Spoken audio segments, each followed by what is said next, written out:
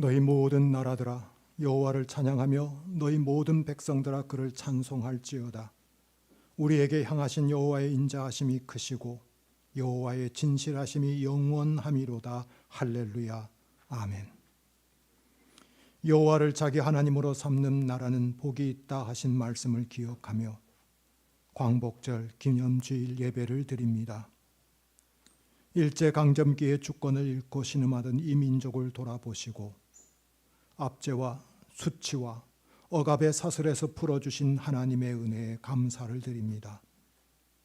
그 고통스러운 시간을 살면서도 우상 숭배와 신사 참배를 단호히 거절하고 생명을 바쳐 믿음을 지켜낸 믿음의 선진이 있었음에 감사를 드립니다. 모든 백성이 하나님을 섬기며 정의로운 이 나라가 되게 하여 주시옵소서. 예수 그리스도 이름으로 기원하옵나이다. 아멘.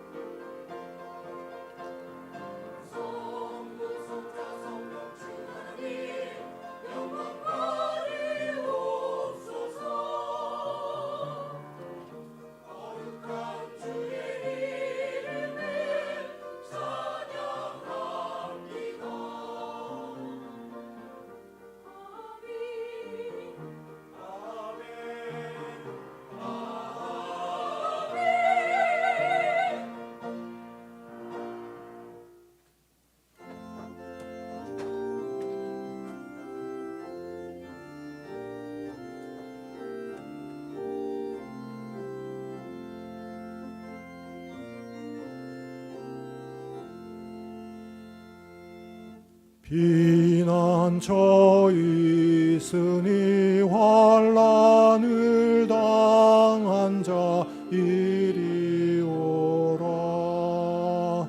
땅들이 변하고 물결이 일어나 산 위에 넘치되 두렵지 않네.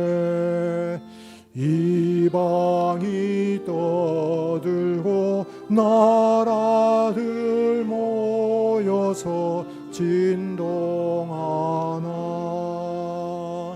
우리 주 목소리 한 번만 바라면 천하의 모든 것 망하겠네.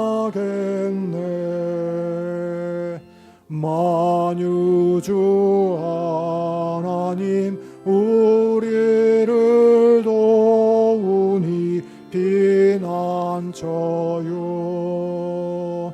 세상의 난리를 그치게 하시니 세상의 장검이 돌 데 없네. 높으신 하나님 우리를 구하니 할렐루야.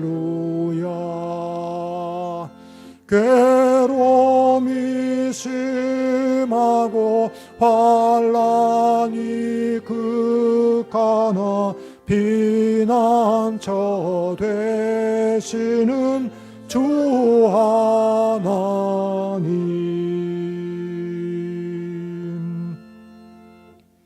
성시교독은 교독문 54번입니다.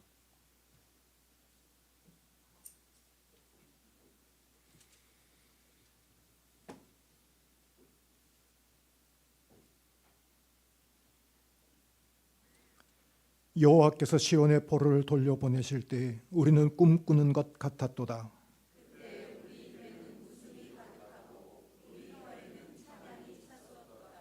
그때 문나라 가운데에서 말하기를 여호와께서 그들을 위하여 큰 일을 행하셨다 하였도다.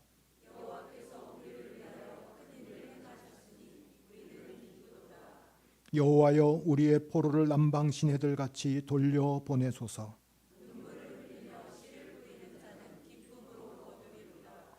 울며 씨를 뿌리러 나가는 자는 반드시 기쁨으로 그 곡식단을 가지고 돌아오리로다. 아멘. 이 시간 지난 한 주간의 우리를 돌아보기를 원합니다. 하나님은 우리 민족에게 광복을 주시고 자유와 번영을 허락하여 주셔서 오늘에 이르게 하셨습니다. 하지만 우리는 이러한 복을 주신 하나님을 진심으로 의지하지 못했습니다.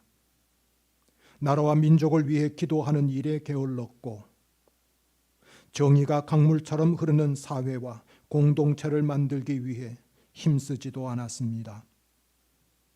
하나님을 믿는 성도로서 이 사회의 빛과 소금의 역할도 제대로 감당하지 못했습니다. 이 시간 우리의 죄를 회개하는 참회의 기도를 다 함께 침묵 가운데 드리시겠습니다.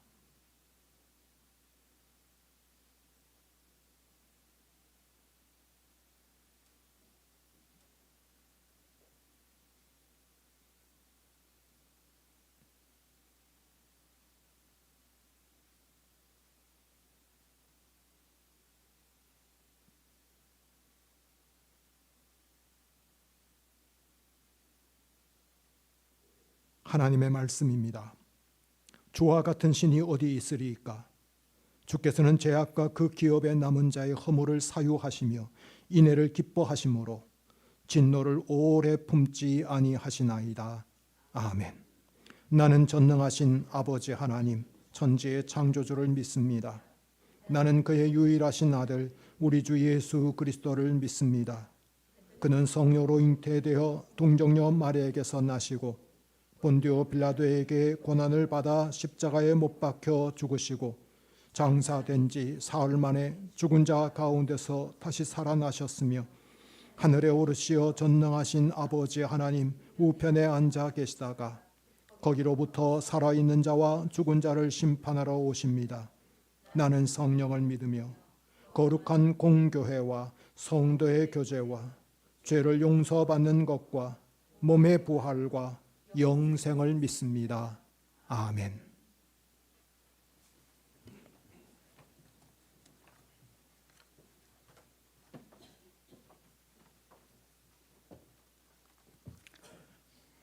다 같이 기도드리겠습니다. 역사를 주관하시는 아버지 하나님, 암흑 같은 식민 치하에 있던 우리 민족에게 광복의 빛을 주셔서 감사합니다.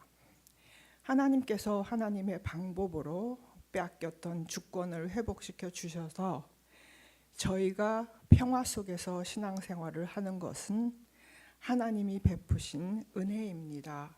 감사합니다. 아버지 하나님, 전쟁 중인 다른 나라들과 북한 땅에도 하나님의 방법으로 평화를 주옵소서. 아버지 하나님, 육체적으로 연약해진 교우들을 하나님의 손길로 치유하여 주옵소서. 연로하신 교우들이 더위에 어려움이 없도록 성령님께서 함께하여 주옵소서. 학업 중인 학생들과 직장 생활하는 청년들이 악한 일에 휘말리지 않도록 성령님께서 늘 동행하여 주옵소서.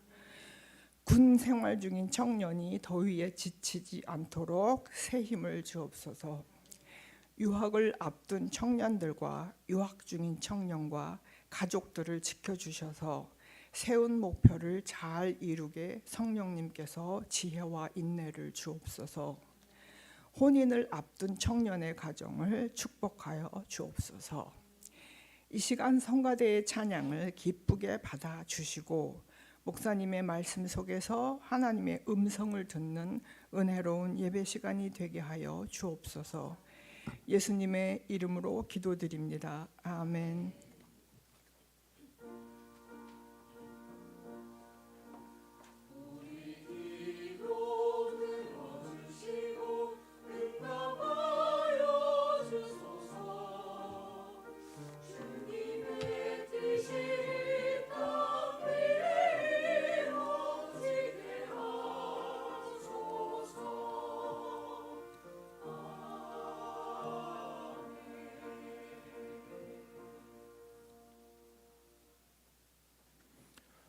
오늘 우리에게 주시는 하나님의 말씀은 신명기 31장 19절로부터 22절까지의 말씀입니다.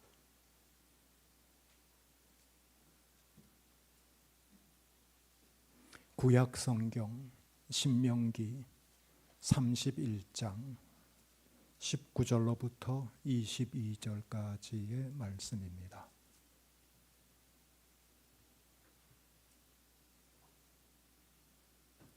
찾으신 줄 알고 제가 하나님의 말씀을 봉독하겠습니다. 그러므로 이제 너희는 이 노래를 써서 이스라엘 자손들에게 가르쳐 그들의 입으로 부르게 하여 이 노래로 나를 위하여 이스라엘 자손들에게 증거가 되게 하라. 내가 그들의 조상들에게 맹세한 바 젖과 꿀이 흐르는 땅으로 그들을 인도하여 드린 후에 그들이 먹어 배부르고 살찌면 돌이켜 다른 신들을 섬기며 나를 멸시하여 내 언약을 어기리니 그들이 수많은 재앙과 환난을 당할 때에 그들의 자손이 부르기를 잊지 아니한 이 노래가 그들 앞에 증인처럼 되리라. 나는 내가 맹세한 땅으로 그들을 인도하여 드리기 전 오늘 나는 그들이 생각하는 바를 아노라. 그러므로 모세가 그날 이 노래를 써서 이스라엘 자손들에게 가르쳤더라. 아멘. 할렐루야. 찬양대에 찬양이 있겠습니다.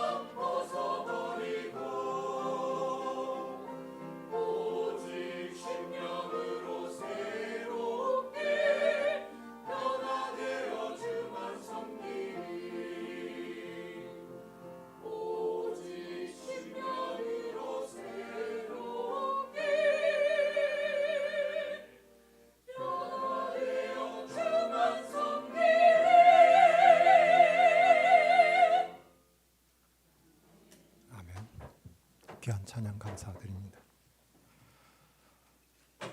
모세는 여러 직업이 있었습니다. 그가 40될 때까지는 애굽, 이집트의 왕자였었습니다. 그리고 그 후 40년 동안은 장인의 양을 치는 목자로 살았습니다. 그리고 그의 나이 80이 되었을 때 이스라엘 백성들을 애굽에서 이끌어내는 출애굽 사건의 불세출의 지도자가 되었었습니다. 그런데 우리가 모세에 대해 잘 모르는 게 있습니다. 모세는 노래를 쓴 작곡가이기도 하다는 것. 사실 그가 노래를 부른 적은 있었습니다. 출애굽기 15장에 보면 출애굽하고 난 다음 그 감격에 겨워서 노래를 했던 적은 있습니다. 그렇지만 그가 하나님의 분부로 하나님의 명령을 받들어서 노래를 썼고 그 노래를 이스라엘 백성들에게 가르쳤고 그리고 이스라엘 백성들이 그 노래를 부르게 했다는 것은 오늘 본문이 우리에게 전해주고 있는 어쩌면 유일한 내용이라고 할 수 있습니다. 말하자면 모세는 사람들이 그 노래를 불러서 후세까지도 전하도록 노래를 만든 작곡자였다라고 할 수 있습니다. 사실 어느 노래는 시대를 반영하고 있습니다. 요즘 유행가가 요즘 시대를 반영하듯 말입니다. 식민 통치 시절에 나온 유행가들이 또한 그 시대를 반영하듯 말입니다. 모세가 노래를 만든 이 노래는 어떤 시대를 반영하고 있었을까? 사실 모세가 노래를 만든 이 시기는 출애굽했던 이스라엘 백성들이 광야 40년을 지나고 이제 모압 평지에 이르게 된 때였습니다. 이 모압 평지에서는 하나님이 약속하신 가나안 땅이 훤히 내다보이는 곳입니다. 지금 그 땅에 들어가기 직전인 상황이었습니다. 출애굽이 이스라엘 백성들의 해방의 시작이었다면 가나안 땅에 들어가는 것이 해방의 완성이라고 할 수 있습니다. 지금 이스라엘 백성들은 그리고 모세는 그 하나님이 행하신 해방 사건의 완성 부분에 와 있는 상황이었습니다. 그런데 한편 모세는 이때 나이가 120세였습니다. 그는 자신은 저 가나안 땅에 들어갈 수 없다고 하는 하나님의 말씀을 들은 터였습니다. 그토록 자신도 들어가고 싶었던 그 가나안 땅에 자신은 들어가지 못한다고 하는 것, 하나님께로부터 들었던 바가 있습니다. 그래서 그는 자신을 이어서 이스라엘 백성들을 이끌어갈 후계자로 여호수아를 방금 세웠습니다. 자신은 아직도 기력이 있었습니다. 하지만 그는 자신이 세상을 떠날 때가 되었다고 하는 것을 예감하고 있을 때였습니다. 바로 이 같은 상황에 지금 하나님께서 모세에게 이스라엘 백성을 위하여 노래를 만들게 하셨습니다. 어쩌면 그의 생애 마지막 미션을 받게 된 겁니다. 이스라엘 백성들을 부를 노래를 만드는 것, 그에게 하나님께서 분부하신 바였습니다. 하나님은 왜 모세에게 노래를 만들어 이스라엘 백성들에게 부르게 하셨을까? 하나님께서 하나님이 행하신 이 출애굽 사건을 잊지 말라고 아마 하셨을 거라고, 하나님이 행하신 놀라운 일을 절대로 잊어버리지 말라고 아마 노래로 만드셨을 거라고 우리 짐작하지만, 오늘 본문 말씀에는 하나님께서 모세로 하여금 노래를 쓰게 한 직접적인 이유가 등장합니다. 19절 하반절에 이 노래로 나를 위하여 이스라엘 자손들에게 증거가 되게 하라. 이 노래는 이스라엘 백성들에게 증거가 되는 노래, 그 노래를 만들라고 하셨습니다. 무슨 증거가 필요할까? 무엇을 증거한다는 말인가? 좀 길지만 오늘 말씀 19절과 20절과 20절은 그 증거의 이유를 말씀하고 계십니다. 제가 한번 다시 읽어보겠습니다. 내가 그들의 조상들에게 맹세한 바 젖과 꿀이 흐르는 땅으로 그들을 인도하여 드린 후에 그들이 먹어 배부르고 살찌면 돌이켜 다른 신들을 섬기며 나를 멸시하여 내 언약을 어기리니 그들이 수많은 재앙과 환난을 당할 때에 그들의 자손이 부르기를 잊지 아니한 이 노래가 그들 앞에서 증인처럼 되리라 라고 말씀하십니다. 하나님께서는 이스라엘 백성들이 이제 막 들어가게 될 그 가나안 땅에서 어떻게 살 것인지를 이미 아셨습니다. 오늘 나는 그들이 생각하는 바를 아노라 라고 21절에서 말씀하십니다. 가나안 땅에 이스라엘 백성들이 들어가서 살게 될 때 그 모습을 어떻게 살 것인지 하나님은 이미 내다보고 계셨습니다. 그들이 가나안 땅에 들어가서 먹어 배부르고 살찌게 되었을 때, 젖과 꿀이 흐르는 그 땅, 풍요로운 그 땅, 광야와 비교도 할 수 없이 풍요로운 그 땅에 들어가 이제 먹어서 배부르고 살찌게 되어졌을 때, 부요하게 되었을 때, 풍요롭게 되었을 때, 그들이 하나님을 떠나 다른 신들을 섬기게 될 것을 하나님께서 아셨습니다. 그리고 그로 인해서 수많은 재앙과 환난을 겪게 될 때 하나님께서는 모세가 작곡한 이 노래가 증거가 되고 증인처럼 되어서 이 노래를 통해서 자신들이 겪는 이 환난과 이 재앙이 자신들이 먹어 배부르고 살쪄서 하나님을 떠나고 다른 신들을 섬겼기 때문이라고 하는 것을 깨닫도록 이 노래를 만들게 하신 겁니다. 물론 이 노래는 장차 이스라엘 백성들이 가나안 땅에 들어가 부요해졌을 때 하나님을 잊지 않도록, 하나님과의 언약을 배반하지 않도록, 그들이 재앙을 겪을 때 그때라도 우리가 하나님을 떠났기 때문이라고 하는 것을 깨닫도록, 알게 하도록 이 노래가 그 역할을 하도록 이 노래를 작곡하게 하셨다는 겁니다. 그러니까 이 노래에는 하나님께서 이스라엘 백성들을 향한 애끓는 마음, 안타까운 사랑이 담겨 있어야 할 노래, 모세로 하여금 그 노래를 작곡하게 하신 것. 모세가 노래를 씁니다.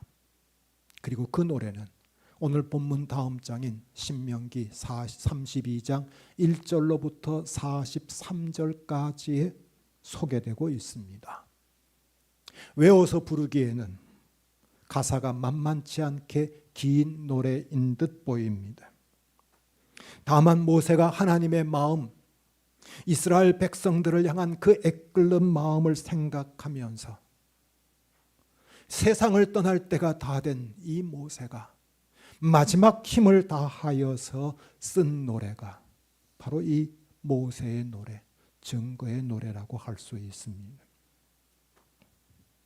이 노래를 간략하게 구분하자면 이 노래는 크게 네 부분으로 되어져 있습니다. 먼저는 하나님의 성품과 하나님께서 이스라엘 백성들에게 행하신 일을 상기시킵니다. 거기에는 출애굽 사건도 포함됩니다. 이스라엘 백성들을 향해 하나님께서 행하신 일들, 그 일들을 일깨워 줍니다.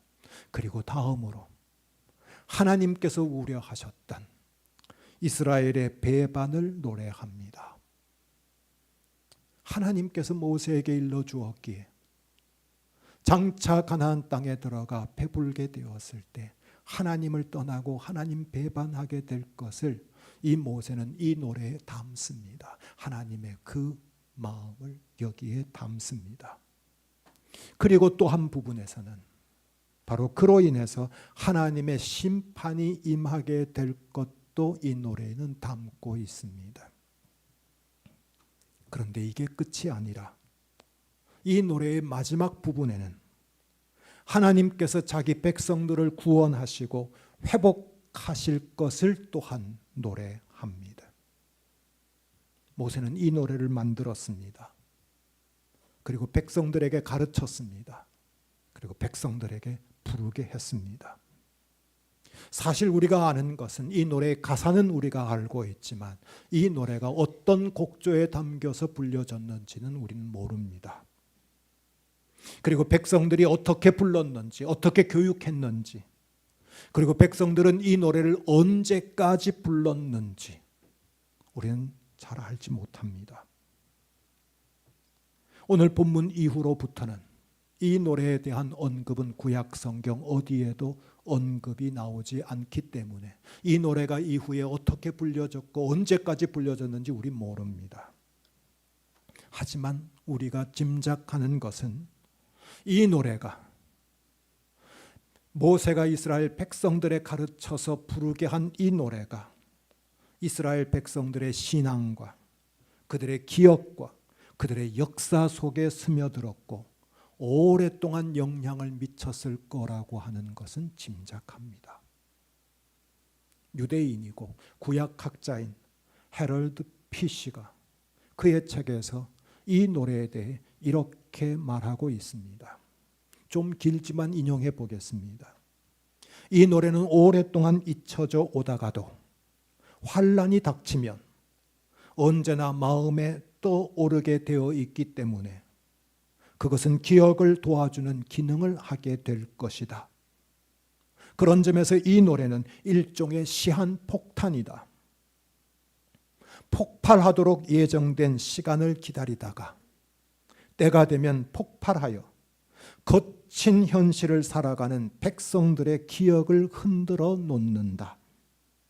그는 이어서 말합니다. 그래서 백성들의 마음과 입속에서 다시 살아 움직이며 그들이 좋아하든 싫어하든 간에 출애굽의 기억으로 되돌아오게 한다. 라고 이 노래의 기능과 이 노래의 역할에 대해서 말하고 있습니다. 이 노래가 어떻게 불려졌는지, 언제까지 들려졌는지 알지 못하지만 이 노래는 이스라엘 백성들로 하여금 그들의 참담한 현실에서 다시금 출애굽의 기억을 떠올리고 그때로 돌아가도록 만드는 기능, 이 노래가 그 기능을 가지고 있었다라고 말합니다. 흥미로운 것은요, 구약 성경 마지막 시대에 활동했던 느헤미야, 그 느헤미야가 이스라엘 백성들에게 들려주는 설교가 느헤미야 9장 25절과 26절에 등장합니다. 이 느헤미야는요, 모세로부터 1000년이 흐른 후의 인물입니다. 모세와 느헤미야의 간격은 1000년을 두고 있습니다. 그런데 이 느헤미야가 당시에 이스라엘 백성들에게 들려주는 설교 가운데 그는 이렇게 말합니다. 그들이 견고한 성읍들과 기름진 땅을 점령하고 모든 아름다운 물건이 가득한 집과 판우물과 포도원과 감람원과 허다한 과목을 즐겨 싸우나 가나안 땅에 들어가서 이스라엘 백성들이 누린 먹어 배부르고 살찜을 이 느헤미야는 이렇게 표현했습니다. 포도원과 감람원과 허다한 과목을 즐겼으나 그들은 순종하지 아니하고 주를 거역하며 주의 율법을 등지고 주께로 돌아오기를 권면하는 선지자들을 죽여 주를 심히 모독하였나이다 라고 느헤미야가 설교합니다. 느헤미야의 이 설교에서 우리는 모세의 노래가 떠오릅니다. 어른거립니다. 똑같은 문장으로 되어 있지는 않지만 하나님께서 모세로 하여금 작곡하고 부르게 했던 그 노래가 지금 느헤미야의 설교에 고스란히 같은 맥락으로 전해지고 있다는 것을 보게 되어집니다. 모세의 노래는 이스라엘 후대 전 역사에 걸쳐서 이스라엘 백성들이 하나님을 떠나지 않도록, 하나님을 잊어버리지 않도록, 하나님을 기억하며 살도록 이스라엘 백성들에게 나침반 역할을 했던 노래라고 할 수 있습니다. 음악학자인 오희숙 교수가 신문에 기고한 칼럼에서 이렇게 쓰고 있었습니다.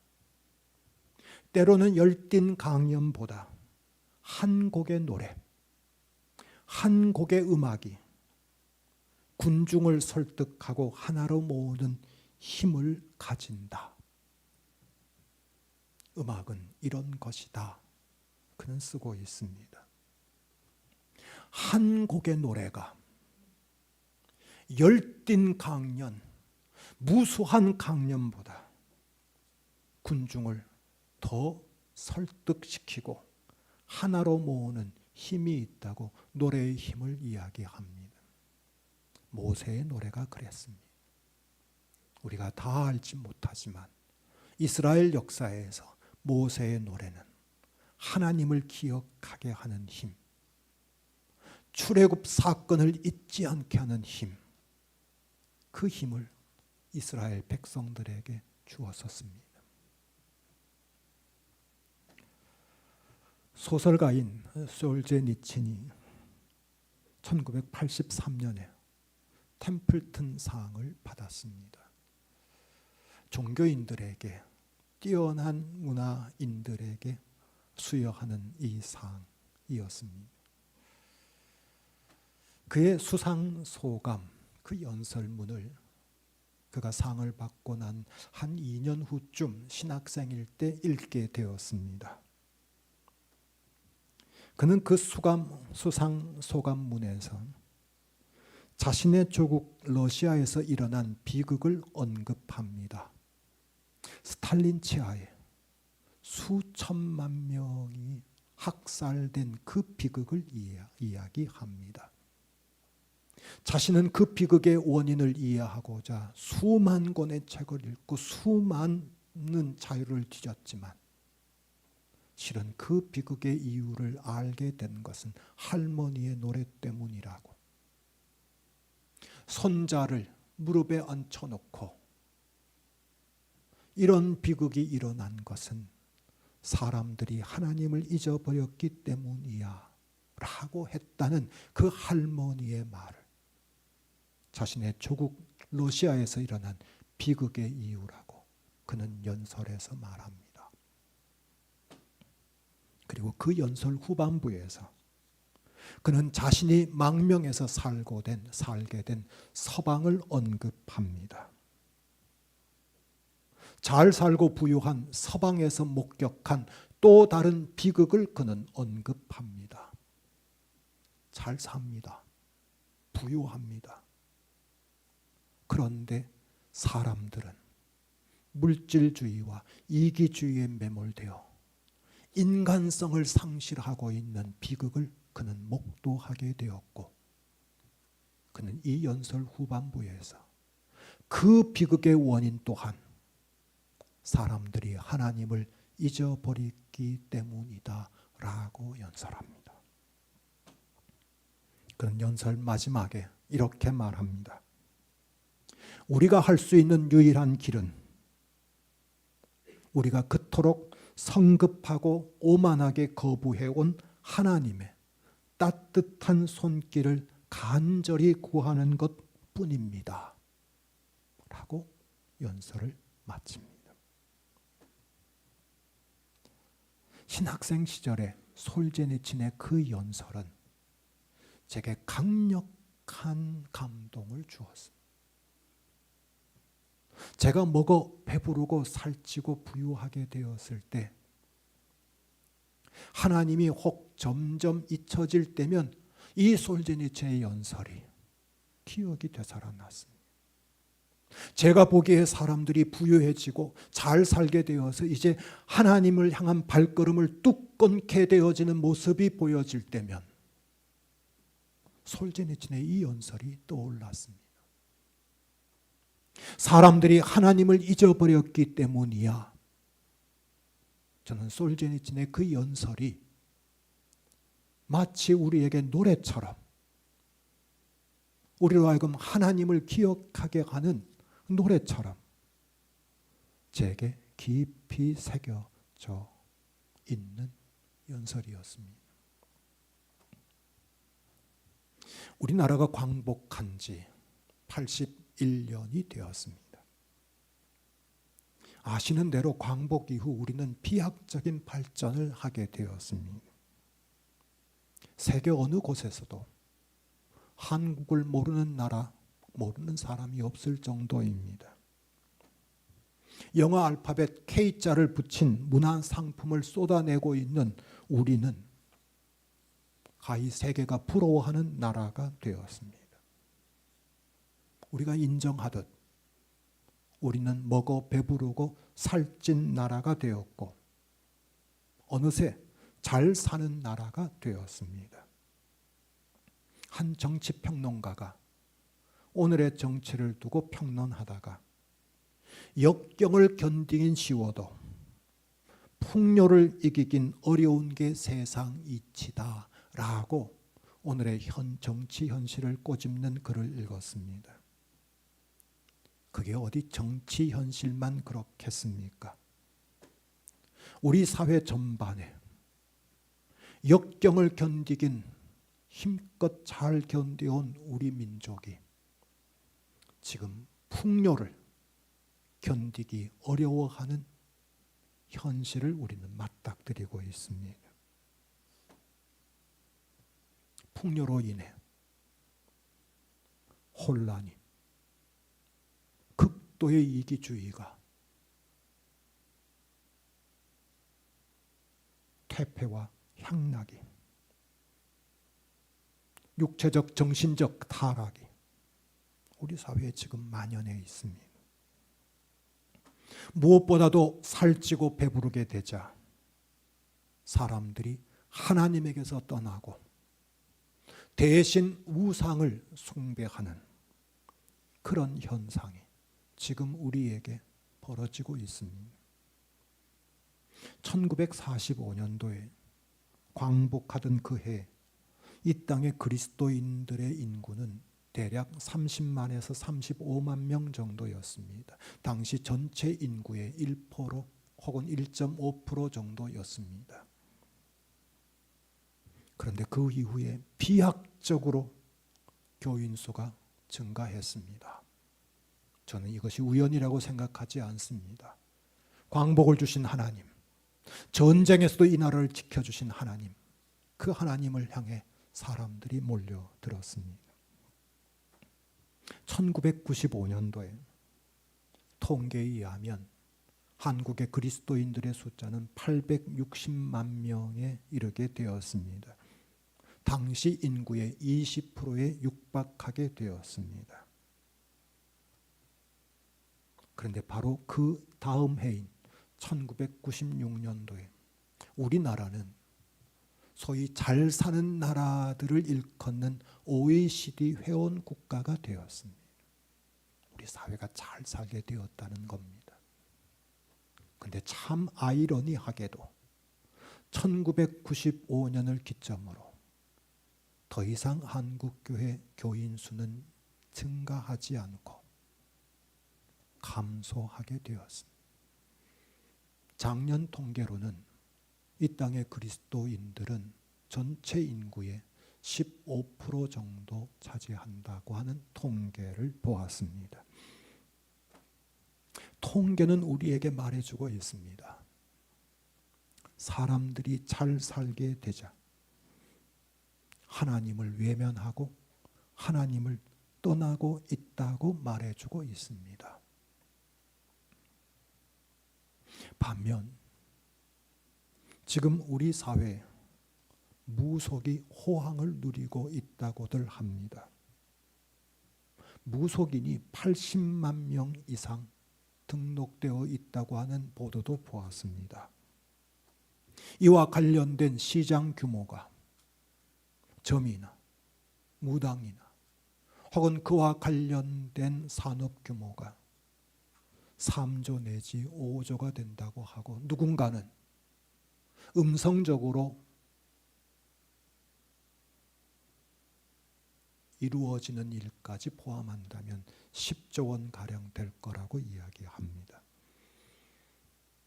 조던 피터스는 그의 책에서 안타깝고 비참한 배부름이라는 독특한 표현을 쓰고 있습니다. 배는 부른데 안타깝고 비참한 배부름이 있다고 그는 말합니다. 이를테면 부유해졌는데 인간성을 잃어버리나, 이웃들을 잃어버리고 가족들을 잃어버리고 자신밖에 남지 않은 그 배부름, 그 배부름이야말로 안타깝고 비참한 배부름이라고 할 수 있습니다.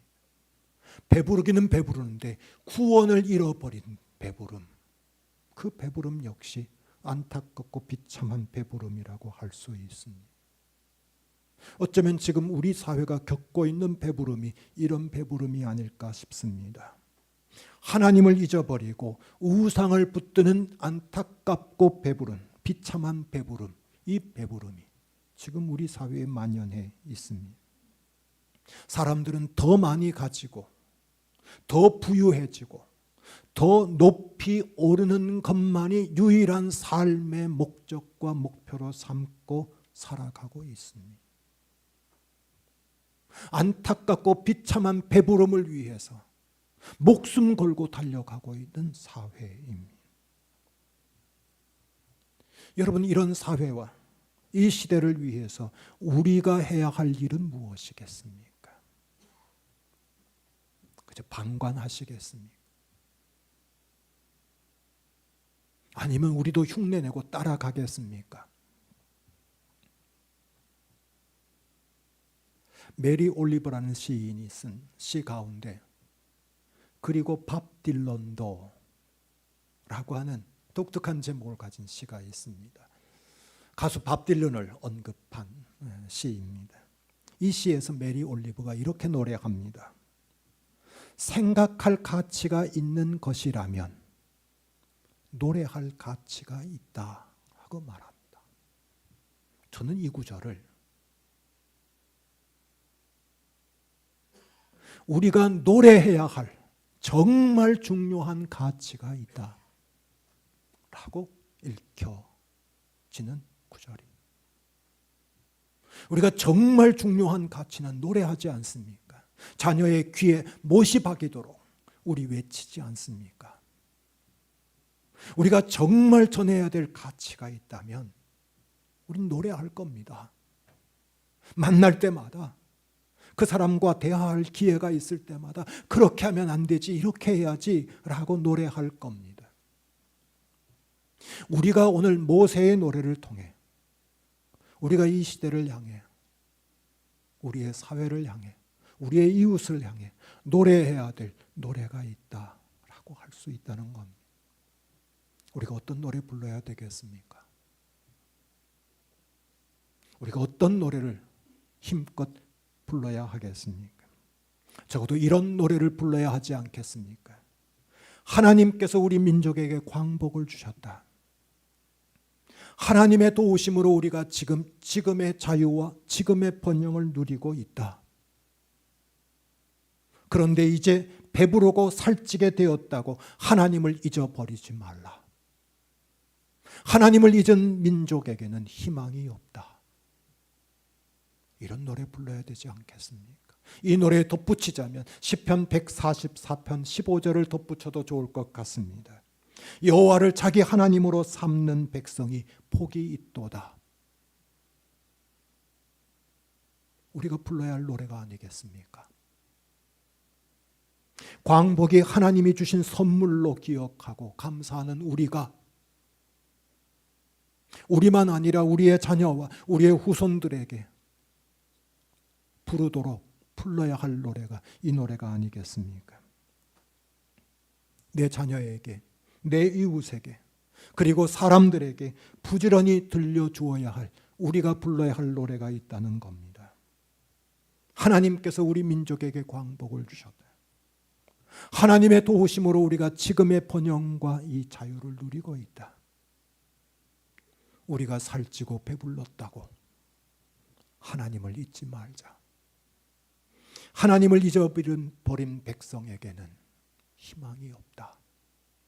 하나님께로 돌아가자.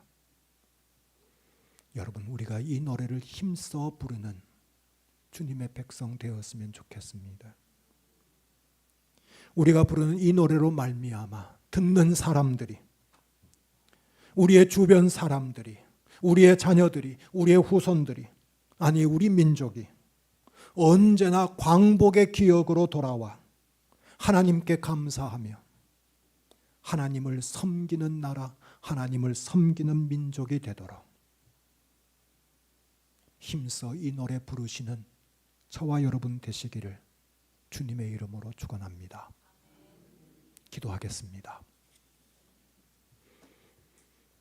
하나님, 먹어 배부르고 살찌게 되어 하나님을 잊어버리고 하나님을 떠나게 될 것을 아시고 하나님의 안타까움이 담긴 노래를 모세를 통하여 짓게 하시고 부르게 하시고 또한 가르치게 하셨음을 보았습니다. 이 노래가 증거의 노래가 되어서 이스라엘 백성들이 출애굽으로 다시 돌아와 자신들에게 출애굽을 주신 하나님께 감사하며 하나님을 잊어버리지 않고 하나님 찬양하는 민족이 되게 한 노래라고 우리는 믿습니다. 하나님, 모세로 노래를 지어 부르게 하셨던 것처럼 오늘 이 땅 믿는 우리에게도 노래를 지어 노래를 부르기를 원하시는 하나님, 하나님이 주신 광복을 잊어버린 채 번영과 자유에 취하여서 하나님을 잊고 우상들에게 절하는 오늘 이 시대의 이 백성들에게 하나님께서 우리에게 광복을 주셨고 이 자유와 번영이 하나님이 주신 것임을 일깨우고 이 백성들이 하나님을 잊어버리지 않도록 하나님께 감사하도록 하나님을 찬양하도록 노래하고 또 노래하는 저희들 모두가 되게 하여 주시옵소서. 예수님 이름 받들어 기도드리옵나이다. 아멘.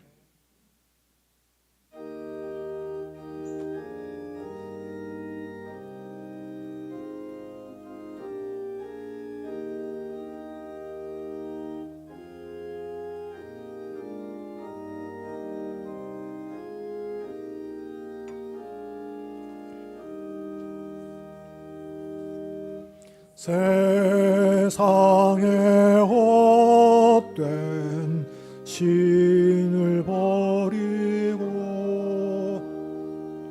하나님 이름 높여 기리세 온 천하 백성 모두 나와서 다 같이 하나님만 섬기세 세상에 헛된 우상 버리고 인간의 모든 부귀영화와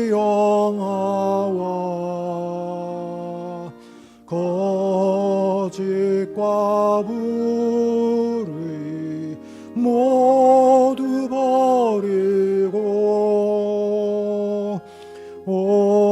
온전히 하나님만 섬기세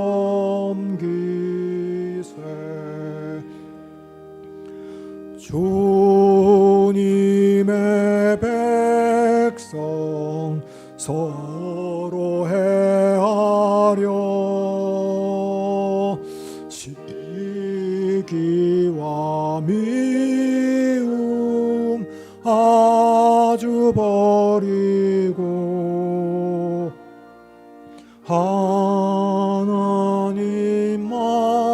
하나님만을 홀로 섬기는 천국을 어서 이뤄 주소서.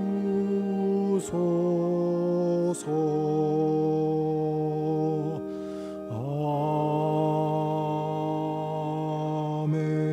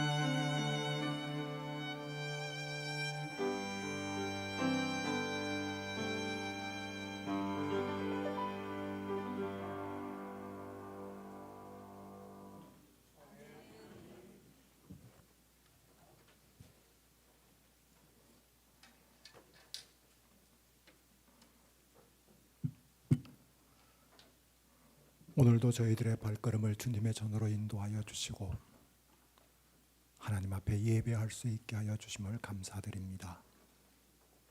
이 시간 또한 우리에게 주신 물질 가운데 일부를 구별하여 하나님께 예물 드리게 하여 주심도 감사드립니다. 이 예물을 받아주시고 이 예물에 드리는 저희들의 마음과 정성까지도 하나님 받아주시옵소서. 이 예물이 쓰이는 곳에 하나님의 영광이 나타나게 하시고 이 예물이 하나님 나라를 확장하는 일, 귀하게 사용되어지는 예물 되게 하여 주시옵소서.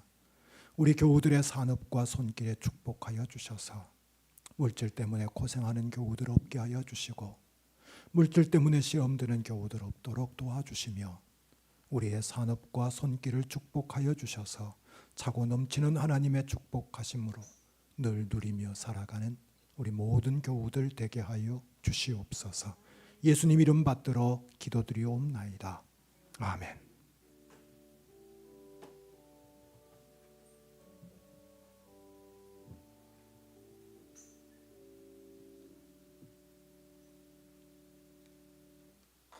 이제 다 일어나셔서 애국가 우리 1절 함께 부르도록 하겠습니다.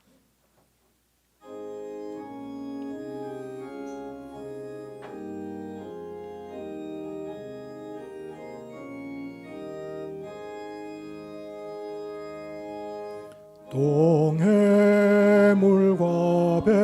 백두산이 마르고 닳도록 하나님이 보호하사 우리나라 만세 무궁화 삼천리 화려강산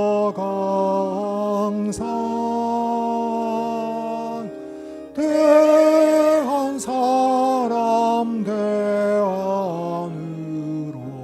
길이 보전하세.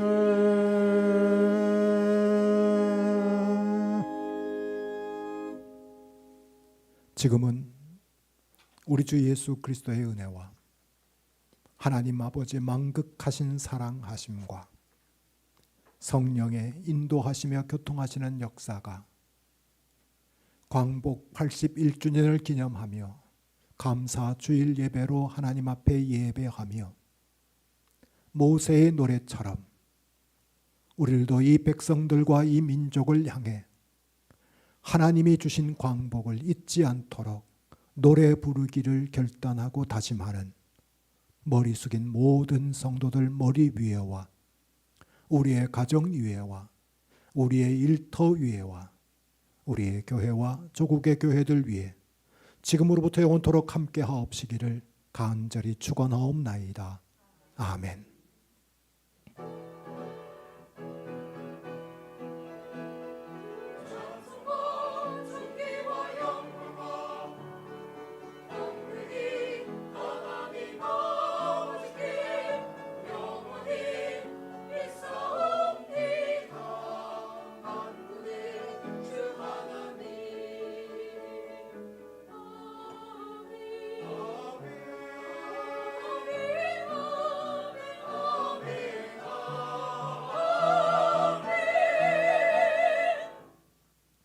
자리에 앉아 주시겠습니다.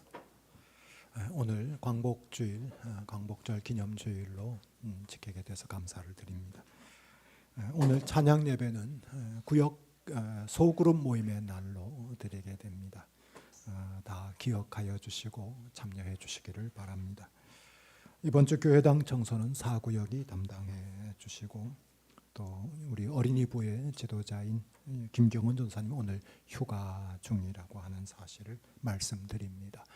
우리 교사들과 또 교역자들을 위해 여러분들 계속적인 기도를 부탁드립니다. 이상으로 교회 소식을 마치겠습니다. 감사합니다.